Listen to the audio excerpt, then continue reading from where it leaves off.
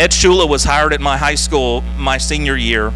He was an English teacher, and he'd spent several years teaching English in the public high school system in Tallahassee. And when we laid our eyes on Ed Shula, we all fell in love with him instantly, because he kind of had long hair. He had to get a haircut just to get his job.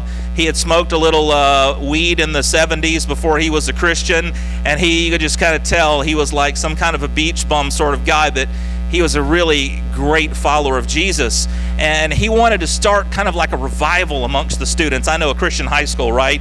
Can revival come to a Christian high school? But he was very concerned about our spiritual lives, and so he started to mentor a lot of us, and we did really awesome stuff like skip lunch and go eat in his classroom and hang out and pray and stuff like that.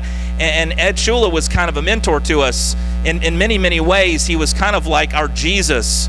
We kind of followed after him. And I remember one time that when some of the older teachers that had been around the block a few times and had graduated from Christian colleges, they were getting their nose a little bent out of joint over Ed Shula, because we had Pharisees and then we had the other people, and Ed Shula was definitely not like a Pharisee. And so some of the Pharisaical types got their nose bent out of joint and said, what is this all about? What are you really trying to accomplish here at Gadsden Christian Academy? And he said, it's really simple.